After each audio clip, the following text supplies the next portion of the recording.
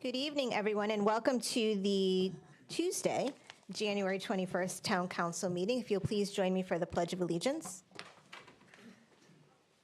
pledge allegiance to the flag of the United States of America and to the republic for which it stands, one nation, under God, indivisible, with liberty and justice for all.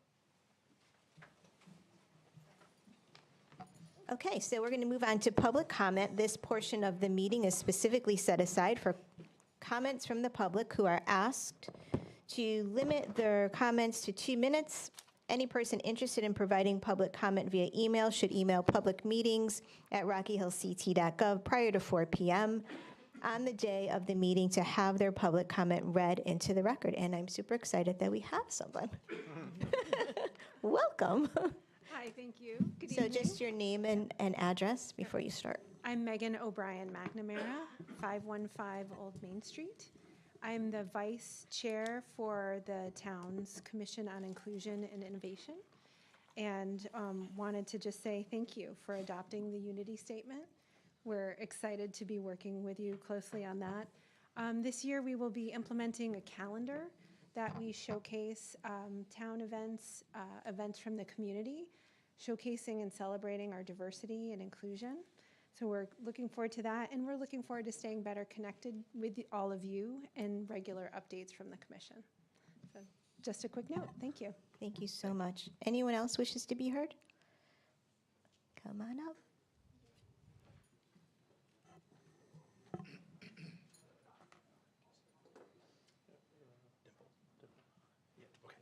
Yeah, tell them about that. Just want to, yes, yes. Good evening. Good evening. I'm Mary Ellen McGovern. I'm the chief of Rocky Hill Ambulance. This is Drew O'Connor with me. We just wanted to speak to you about installing a key fob system or some kind of safety and security system into the buildings at the ambulance building and the fire departments, so that there's 3 of them in the town, because we're concerned after the weekend there was a fire truck that was stolen, and there's been some situations that we just don't want to put ourselves and our children, I have young women that work that volunteer on the ambulance that are there on the overnights, and I don't want anything to happen to them. And I've been asking since I started as chief for some security to be increased. And Drew's done some much more extensive stuff on this. I'd like him to speak further on this, but I would really ask that you please take this very seriously, what we've been working on. Thank you. Good evening. I'm familiar with many of you here. 10 years ago, Chief Grabe approached the town council. Just do your name and address. Drew O'Connor, 3050 Main Street, former mailing address. So 10 years ago, Chief Grabe was in charge of EMS service. He approached town councilors back that time and asked for a card access system. 20-something years ago, the EMS took initiative and paid for a a key reader. So when you stick a key in the lock, it actually knows what key is supposed to be in that lock. But it's very labor intensive. You have to go to each door and control each door independently of each other, which was put on the dime of the EMS people. 25 years ago, the police department, I put a card access system in the police department after we got tired of having a one key system, one key to get around, and nobody knowing who was coming or going. So back 10 years ago when Chief Grabe approached the town council and brought it forward, the mayor was in support of it. Had a conversation with him saying that she was going to try to fund it and work for it, because she was also with the belief of Joe that she wanted to have accountability and wanted to be more technology brought into the town buildings. Moving forward on that, Chief Grabe passed away as these things were going on. EMS had got a new chief involved, took a couple of years, been a lot of stumbling blocks, everybody knows that.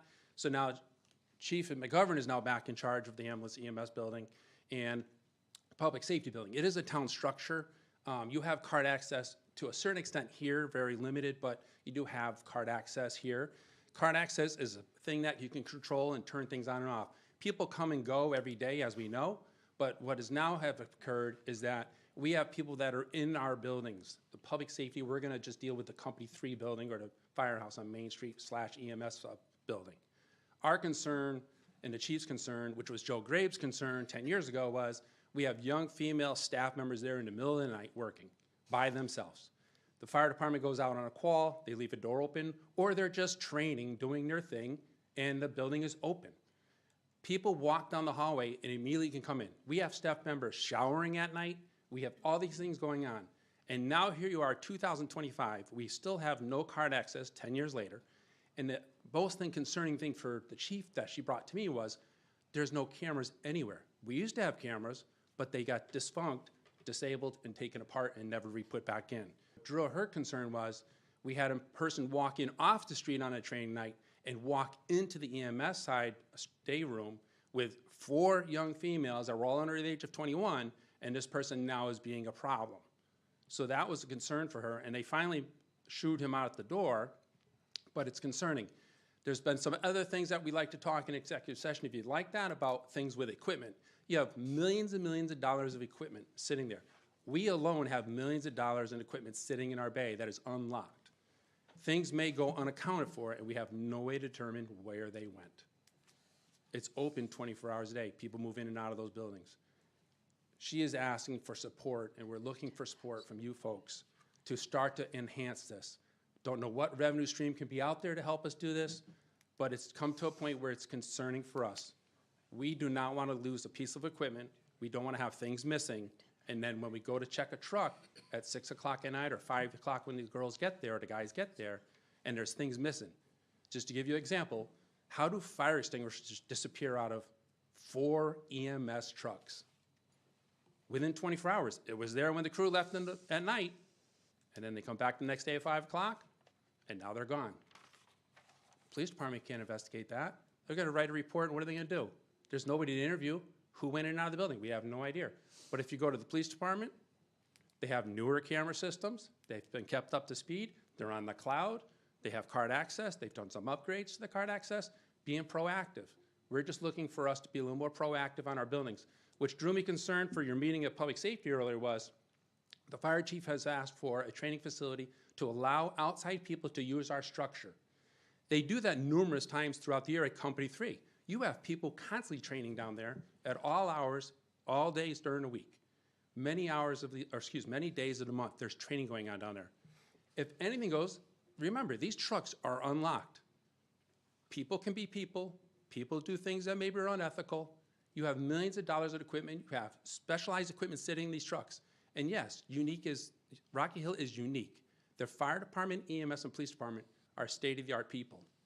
And it's because you guys have supported that. All of you on these councils and the people who have sat here before you. I've been here for 30-something years. I know you've all supported public safety tremendously. And what's disheartening to me is to see the small little things where the conversation was, a pickup truck got stolen out of a firehouse the other day. Here's the emergency management director. Okay, how many emergency management directors have we had? Have they looked at our public safety as far as structural concerned? We do a lot of things in town hall, but are we doing anything for the outside buildings? I know where I work now, every day we are proactive. Every day we look at where it could be a problem that maybe we're missing something. And if somebody brings up something, we immediately jump on it. But the day and age 2025, the environment you've all seen in the past 4 years draws me concern as a law enforcement officer for 37 years, draws me concern for a taxpayer for 37 years, and it draws me concern for a police officer retired from your environment for 25 years. And I know what we got involved with back then, and I know Chief Klett is a progressive person. And I know for a fact Mary is. But one last thing, Chief Joe Grabe died in the arms of one of his members. Remember that it happened at the high school. And then what you don't know is when he got paramedics there were members who were paramedics who were also members of the Rocky Hill Volunteer Ambulance, but also a paramedic on a paid service who serviced him, who worked on him.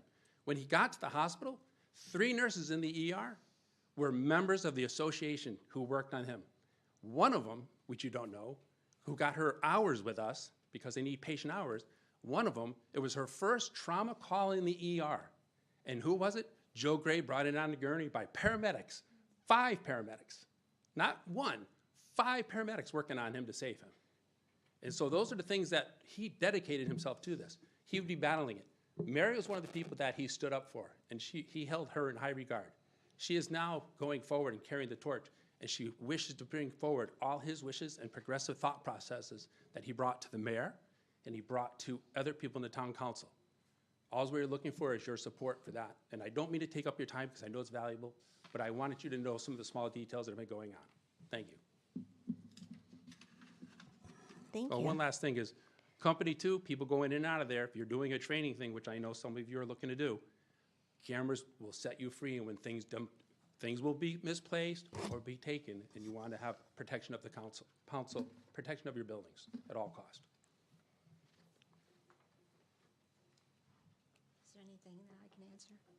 So we don't speak during public comment. Thank you. Okay, moving on to appointments and resignations, MDC Commission appointment. Yes, we do have an appointment, which is Dimple Desai for the MDC Commission. Okay, so I'm going to make an appointment of Commissioner Dimple Desai, who we want to thank him for his service. He's been serving there for a while now, and that commission is now up. These appointments are made for 6-year terms, and so we are going to be replacing the old with the new, same Dimple Desai. So I don't know if we need a motion. I think it may be a mayor's appointment, but let's just do a motion to be safe. So is there a Yeah, second to? Yeah, I have to make a motion, I think, right? Yeah, I'll make a motion to appoint Commissioner Dimple Desai, reappoint him to the MDC. Second. Any discussion? All in favor? Aye. And thank you, Mr. Desai. So approval of the minutes, Town Council meeting December 16, 2024. I'll make a motion to approve. Second. Any discussion? All in favor? Aye. Aye. Subcommittee reports, Finance. The Finance Committee did not meet in January. We're scheduled to meet February 13th at 6 p.m. Government Apps. Thanks. Government Operations met earlier today. Just have some notes from that meeting. We had Joe Lentini. He and Mona have been working on some new initiatives for the sanitation transfer station, looking for more efficient ways to manage things there. So they tried extending Thursday hours to be later in the day. They didn't find that the numbers moved very much in doing so.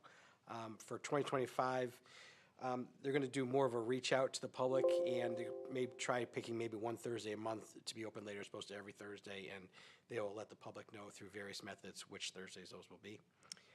Saturdays, outside of where to get a lot of traffic, hours are 7 a.m. to 1 p.m., and those have seemed to work well. Regarding bulky waste, the town is sectioned into 3 different areas. Each one has one day of the week assigned for pickup. The rest of the week is kind of used for other catch-up as needed. So if there's a holiday where they need to move one town's day to another day that week, so forth. And they say that seems to be working well so far. There's an organization called Journey Home that's been working with the town now, collects good used furniture. Residents can call the town or can call the organization directly for pickup. The town historically is coordinated with veterans organizations and Habitat for Humanity, and now is also working with the Journey Home organization. Not only do these pieces of furniture go to a good cause, but they also help lower the town's bulky waste cost. Regarding the food scraps program, it's been fairly successful so far. There are only a couple of places so far to bring your food scraps. I believe the senior center and the transfer station. Outside of the winter months, the town's been delivering about 400 pounds of food waste every 2 weeks to Southington to be disposed of. During the winter, it's been a little bit less of a volume, but they say it's going well so far. They are looking into the concept of satellite food scrap collections. It's in its early stages here. Joe's going to be meeting with folks in Manchester who have a program in place. I guess there's a type of procedure where you have these kind of lockbox type of containers that you open with an app, so nobody else can get into that once it's shut. Again, still in the early stages, so stay tuned in upcoming months for more news on that. And curbside trash collection with the green and blue carts. Considering reducing the number of green barrels or the size of the green barrels for some houses as needed and as warranted. The reason for this is bids for the town for garbage collection is going to be moved from number of households to number of barrels. So we're trying to save some money for the town by reducing the barrels or the size of the barrels. Moving on to CROG Stormwater Feasibility Study. Funding through DEEP is to study stormwater drainage, and looking to go to a regional approach to finance infrastructure repairs and enhancements related to the handling of stormwater. Steve Sopelak will be instrumental in this effort from the town, as well as the overall study with the state. 8 municipalities are to be studied, and Steve and other town officials are pushing Rock Hill to be one of those 8 towns. With regards to update on schools, the only update is we've been in contact with the State Department of Education to hopefully finalize the high school project. Hopefully we get a conclusion to that soon, and we approved our 2025 meeting dates. That's the extent of the report. So the Journey Home, is there a contact? We can just Google Journey Home? Say, we're still in the planning stages of that, because they would prefer to be contacted with photos of the furniture. We're talking about if they can't pick up right away, if we can have a holding station. So we're still ironing out. Gotcha. Hopefully in the next few weeks, we can have something. There'd be a phone number or contact Absolutely. directly to them. Gotcha. And I'm sorry, I have another question. Trash collection, did you say moving from individual households to number of barrels? Well, the bidding process, well, you could probably talk about the bidding Are we going process. to talk about that later? No, but I mean, she could probably speak better too, but basically the bidding process for getting vendors to do our garbage collection has historically been a number of households, and now the bid process is going to number of barrels throughout the town set of households. 'Cause Yeah, we some do houses it- have multiple yeah. barrels, and Yeah, we do have the option with the company that we have, but this is going to be a finance thing, so I want to like steer the thunder of finance, but we will be discussing that the current contract has an option to extend, which would keep us with the household, but it's motivated us to at least look at the number of barrels that we have, if it were like going in the bidded direction, what the possible impact, but we're going to bring that to finance about what the impact will be. And, Gotcha. versus extending. Thank you. And my last question is, can we take down the PD executive summary from December on our screen? I just don't know if people at home are seeing this on their screens. I don't know see how that nothing. impacts. Okay, we have, oh, thank you. Okay, moving on to public safety. Yeah, let's put that summary back up. Oh, no. I didn't realize that was yours.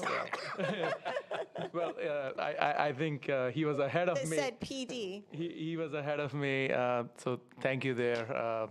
Our technical staff is right on the ball.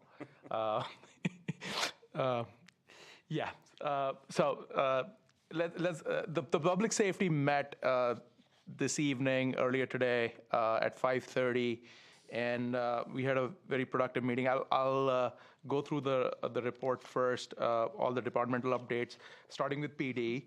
The headline there is that looking at year-over-year data from 24 to 20, comparing 2024 to 2023 year-over-year, we had a 48.9% reduction in stolen motor vehicle thefts. I guess stolen motor vehicles. Thefts is redundant, I guess. So apologize for that. 21% reduction in larcenies, 34.3% reduction in vandalism and property crime, which is all great news. Thankfully, this town does not have a big baseline of these things, which again, that's awesome. We would like to keep it that way, but any reduction is good, and these are huge numbers, right? I would like to give a lot of credit to our law enforcement officers in this town and all our first responders who are on the ball, and these numbers are a testament to that. So really, really want to congratulate all those police officers who are out there. A related metric here is that we have increased in the data, we see an increased number of stops and attempted stops, which might have a correlation with what we are seeing here, which is also great news. The chief also reported that there were 293 arrests from the regional task force based in Hartford, which Rocky Hill is part of, and that also should have had a significant impact on those numbers. So very proud of our PD, very proud of our law enforcement officers and the regional task force, which is doing a great job in this town and the region, the Hartford area, in bringing these numbers down. So that's really the headline there. Moving on to the next slide, we have we have some numbers from Rocky Hill Volunteer Ambulance, and it looks like, they have stabilized, in terms of their membership, which was a little bit of a issue, like, going back a year or two. And now they have 10 new probationary members, 6 returning members. But as you all know, if you listen to this this meeting or watch it on YouTube, that I'm a big believer in technology, and looks like that we are making a lot of inroads into getting new platforms, technology platforms into our town.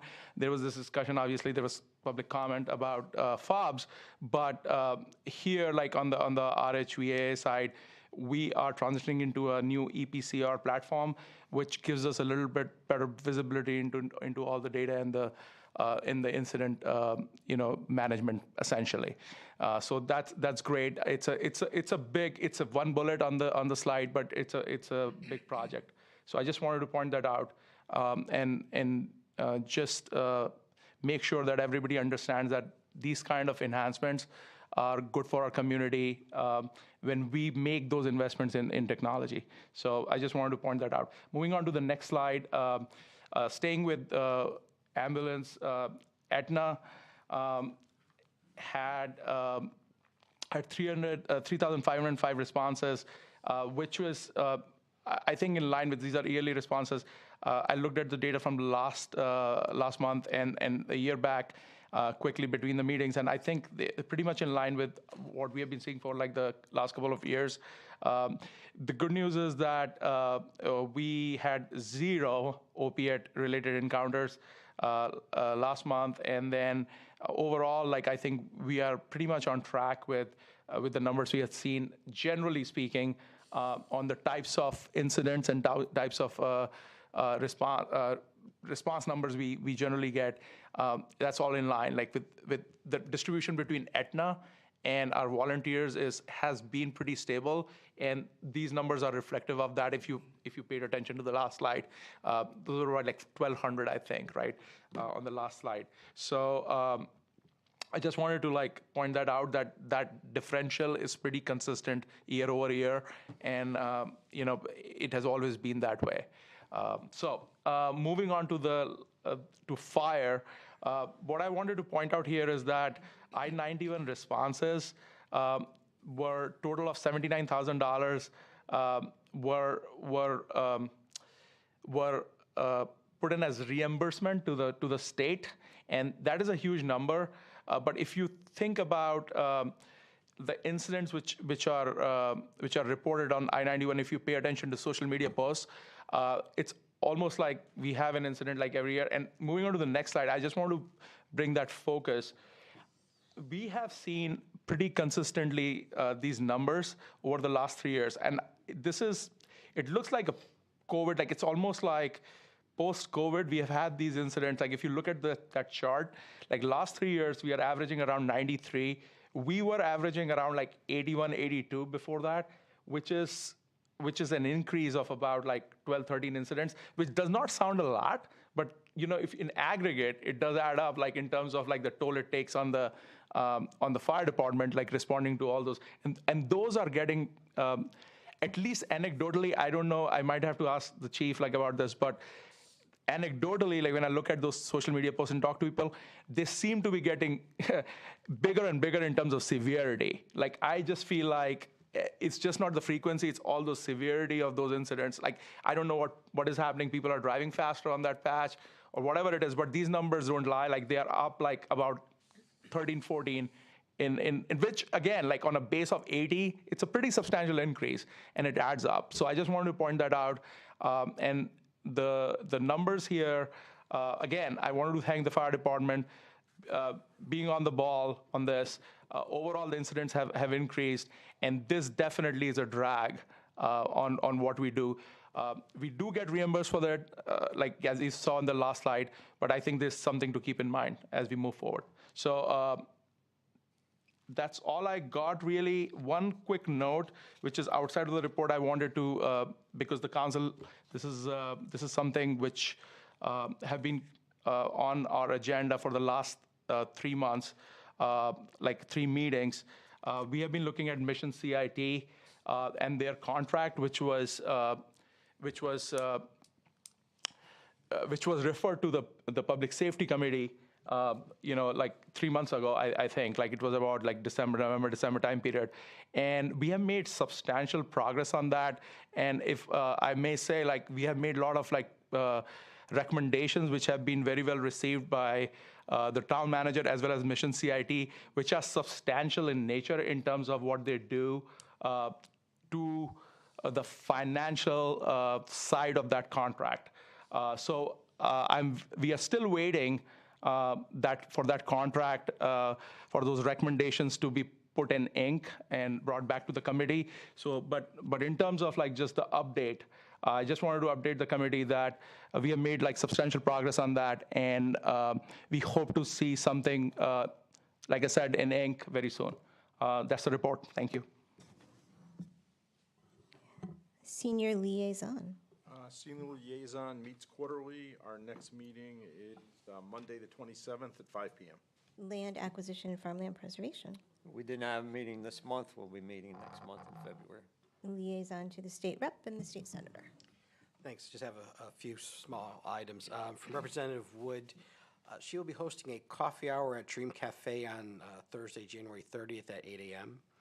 She will also be hosting a Rock Hill Weathersfield Resident Lobby Day at the Capitol on Wednesday, February 5th from 11 a.m. to 12:30 p.m., culminating with the governor's budget address.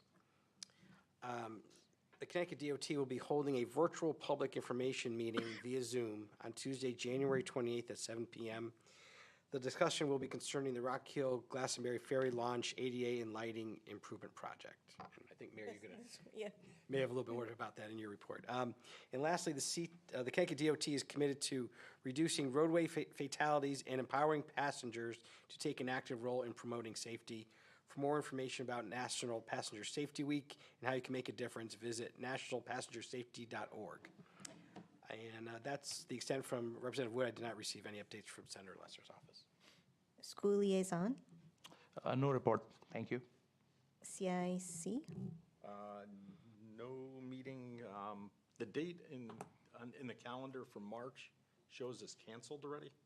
I think we're going to do a February meeting, Okay. but it hasn't been identified for a date. Thank you. That's Okay, and Economic Development. Has not met. Okay, nothing on our consent agenda, nothing under old business. Moving on to new business A, discussion, possible action, fiscal year 2025-26 budget schedule. Well, we basically stuck to the same schedules we've been doing for many, many years.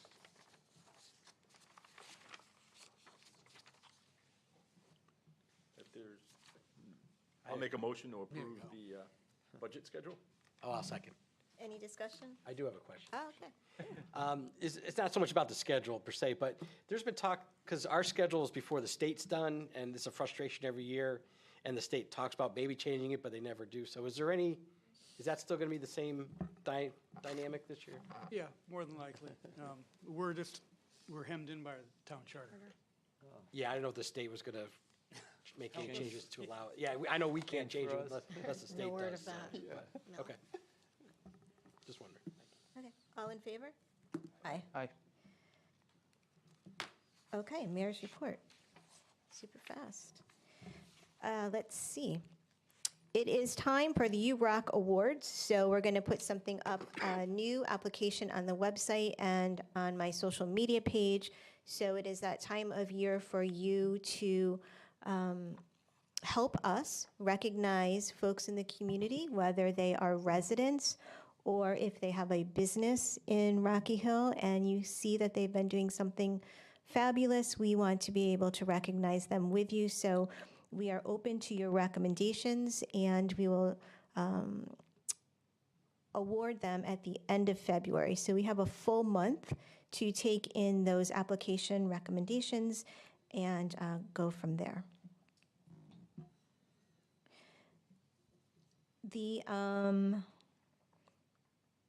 We are hosting downstairs the Autism Speaks event which is a really incredible event. I did not write down the date to tell you, so I'm going to very quickly check in my calendar because it's a super event. If you haven't registered yet, you should look into registering it. It's a community conversation that is meant for residents as well as businesses to participate and also to hear from individuals with autism on meaningful and impactful ways to interact. And I apologize, I'm going to find that date for you.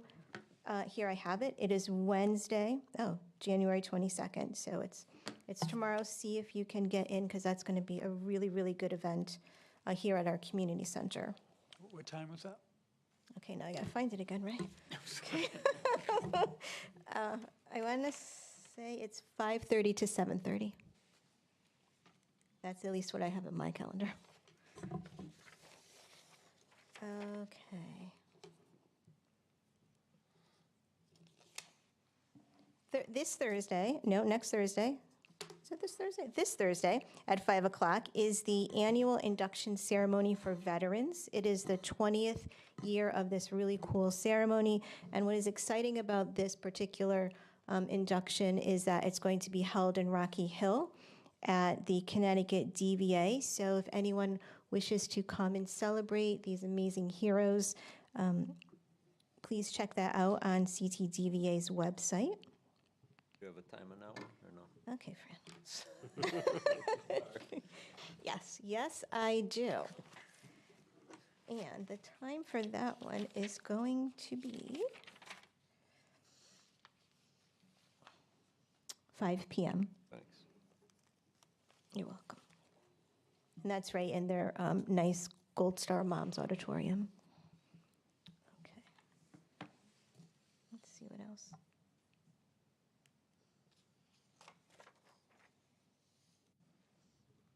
Rocky Hill Human, Youth, and Senior Services has some very neat programmings coming up. One is they are starting a new theater company, so bringing the arts to Rocky Hill, which is super cool. They're back in the day, I understand we used to have theater, and there actually have been a lot of people who talk about that. This is great. It's for people 18 and over. And whether you want to act, if you are an actor, if you're part of a lighting crew, or you just want to learn about it, they are having their first meeting February 4th at 6 p.m., which will be here at the community center. And another great program is the Sensory Collective Play Group. So this is for grades first grade through sixth grade. It will start in February and during the early evenings, depending on the age group that your child is in, it will be here. And you can find that on, if you look up Human Youth and Youth and Senior Services, you can find that information. It's also up on my mayor's social media page. And also they have their parent support group, and that's going to begin February 11th, and those are monthly meetings here, which run from 6:30 to 7:30 p.m. So a lot of really great things coming out of that department, and we are grateful to see the impact that they will have on our community. It's that time every 2 years where we look to have a mayor's charity event. A couple of years ago, we had a phenomenal golf tournament and raised just a boatload of money. I think it was close to $10,000 for this amazing Rocky Hill Human, Youth, and Senior Services and their food pantry and their programming. And this year, we're going to do something a little bit different. We're going to do a pancake party, and it is going to benefit the Blue Star Memorial Project, and will be held on March 1st at the Rocky Hill VFW from 8:30 a.m. to 10:30 a.m. And tickets are very, well, relatively inexpensive, I'll say, not very. But for adults and kids 13 and older, the ticket price is $15. For children 4 to 12, it's $5. And for the kiddos under 3, it's free. There's going to be a card-making station for the children to make cards for veterans. And there's also going to be a photo booth, and there is a $100 door prize to our really cool facility where the kids do all of the recreation in the trampoline park. I had the opportunity to participate in a fundraiser for a local young lady by the name of Cassie Grenier. She is a national alpine skiing champion and a winter 2026 Paralympic hopeful. Cassie actually survived this horrific avalanche, all kinds of life-threatening injuries as a very young girl, and she didn't give up her passion for being outdoors, and she's hoping to compete in Italy for gold. And so if you would like to learn a little bit more about Cassie or donate to help her raise the funding so that she can compete, she has some challenges which require her to have more resources and more tools than the average participant, and she can certainly use any financial assistance that someone would be interested in giving. Councilor Levine mentioned that Connecticut DOT is conducting a virtual public information meeting. It is concerning the Rocky Hill Glastonbury Ferry launch, ADA, and lighting improvements project. We are so excited about this. We have seen some preliminary sketches. It's going to look absolutely beautiful. Connecticut DOT is looking for just to provide information about what they're doing, perhaps timelines. They would like to take your comments and questions. There's a process to do that. And I would encourage you to go onto their website to register and to get your comments and questions in prior to the Tuesday, January 28th virtual meeting, which is at 7 p.m. The CCSMM Full Coalition is back up and meeting again, so that is exciting. We are looking at different ways to get more municipalities involved in the trash and recycling, in the organic food scraps. I wanted to just tell you quickly, we got some neat information that as of the 14th, January 14th, we now have 104 municipalities who have signed onto the CCSMM initiative. And so that is, our materials management, which started as a result of Mira closing, and we were kind of stuck. What were we going to do with our trash? We will now be meeting quarterly as a full coalition, and the working groups will now be working ad hoc. And they are setting up a new leadership model. Presently, DEEP is doing that so that we can make some progress in this area.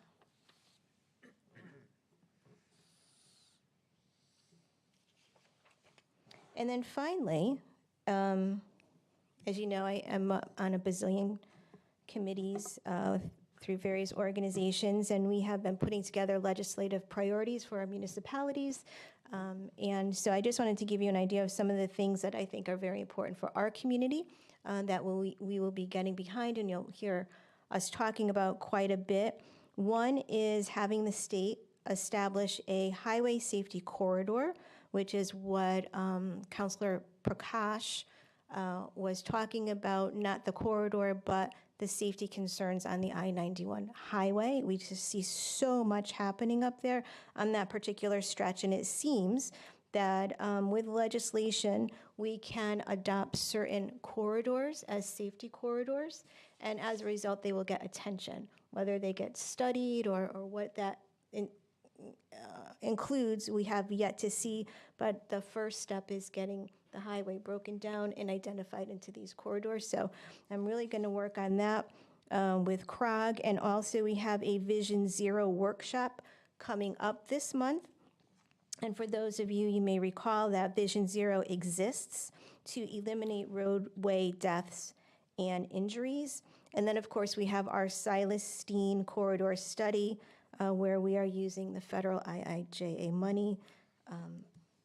And hopefully we can slow some traffic down on that Silas Steen corridor as well. So that's priority Another priority is solutions to deter smash and grab crimes and crime sprees.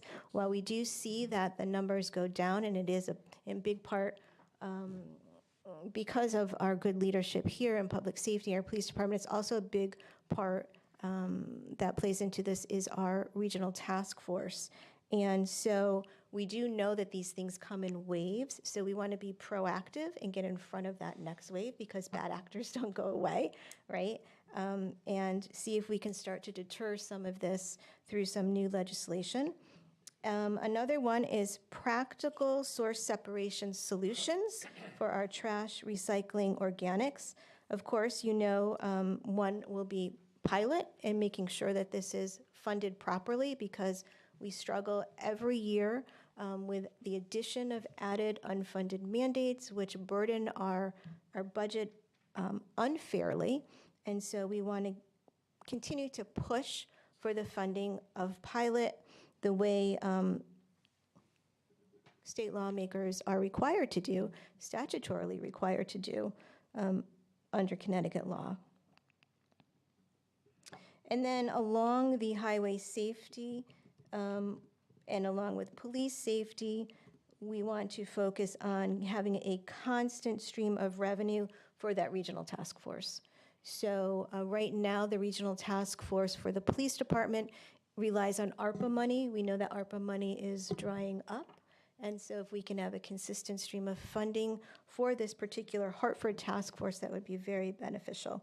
So, you know, the reason I'm involved in these things is because this administration has been very proactive in ensuring that we have a seat at the table. We came in and we wanted to make a change, that we were no longer just sitting here waiting for laws to be passed down, and then we have no say in it, especially when it comes to public safety and things that are impacting our budget. So by being proactive and being able to participate in this legislative process is so important.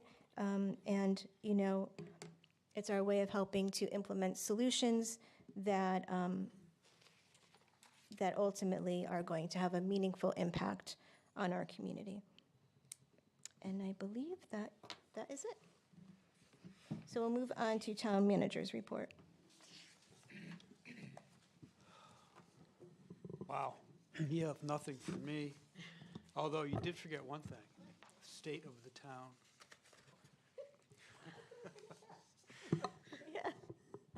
The mayor and Representative Wood they are sponsoring the second annual State of the Town event to be held February 27th in the Town Community Center from 8:30 to 9:30. They'll be composed of various legislators, hopefully, and town departments, just updating the public on current activities, current and future plans. All right, I have a few items. I'm not sure if I'm going to run through them all, but I'll try to paraphrase most of them. Some Planning and Zoning Commission activity. As you may be aware, 5 Water Chase, the former Tomato Joe's, will now be a retail cannabis dispensary approved by the Planning and Zoning Commission, as well as a special needs school at 525 Brick Street was approved at the last Planning and Zoning Commission meeting. That was where the former Crex School was.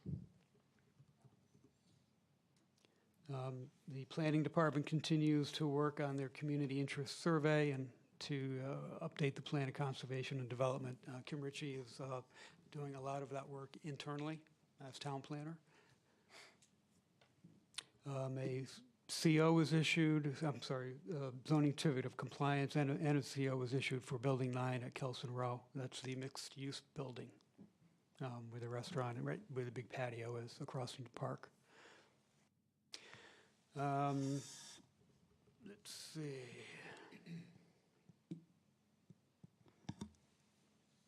Fire Marshal continues working on digitizing all Fire Marshal files into the Reddit and MX software system. There are tens of thousands of pieces of paper that are being scanned. So hopefully we'll all see that paperwork scanned digitally sometime in the future. Fire department and the assistant fire marshal, assistant fire marshal conducted 41 building inspections and 20 re-inspections, and performed 10 after-hour call-outs, probably most recently the Century Hills issue and probably the Glenbrook issue. Senior Services ended 2024 with 2,065 resident members and 472 non-resident members from 34 surrounding towns.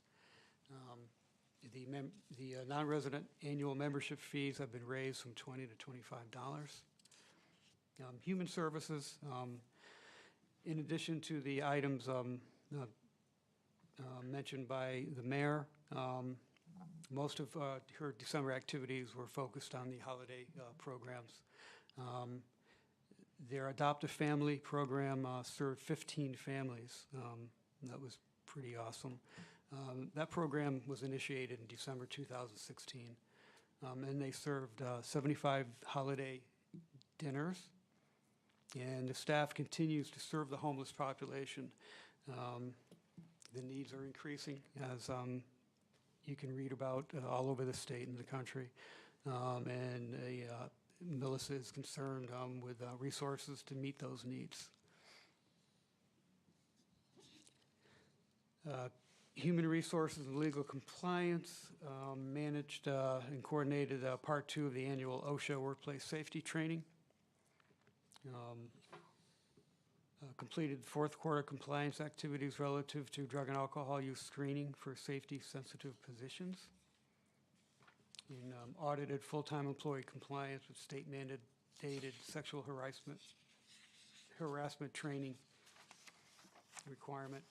And also helped coordinate with Labor Council the presentation of evidence and executed a strategy to ensure the town prevailed in a state labor board case. The Highway Department closed out the year with drainage repair at Tollgate Road, a catch basin repair on Cold Springs Road, and they encountered 5 snow and ice callouts for the month. The building department continues to really, they're very active. They reviewed 102 applications for November. 314 permits were issued. And staff is working on creating a handout and also a digital handout to educate contractors and local residents, homeowners, by defining what the permit process is and outlining the need for information for specific projects. Hopefully that will help the whole process run a little bit smoother. And economic development, our new economic and business development manager, Alondra Main, she's been pretty busy this past month or so. She's working with a Berlin manufacturer looking to move their facilities to Rocky Hill, possibly on Brook Street. Also working with a New Britain restaurant owner looking to relocate their space, hopefully somewhere in the vicinity of Cromwell Avenue, but we're also looking at Silas Deane Avenue also. Silas Deane Highway, I should say. She's updated several links on our webpage that were previously outdated, including her town profile and business profile, and she's working on updating the business directory and working with our Economic Development Commission on business visitations. On a side note, we completed our strategic planning workshop with directors last week, 2 weeks ago, looking at the budget priorities and strategies, and to realign what we all do according to those priorities and strategies. So hopefully we'll all be on the same page, working to a common cause and utilizing the budget as a planning tool. That's all I have. I was going to talk about the ferry and the theater and a few other items, but that's fine. That's fine. Thank you. Oh, yeah, I have a question. The cannabis retail facility, so is it still the law that we can collect 3% of their sales tax, I believe it is? I believe When that they was- open in That our was a town? legislation passed, but I'm not sure how it will be implemented. We need to look at how that would be implemented. You know, the state says certain things, but it's the implementation that counts. Gotcha. So we'll look into it. Okay. Thank you. All right, motion to adjourn? Motion to adjourn. Second. All in favor? Aye. Thank you, everyone.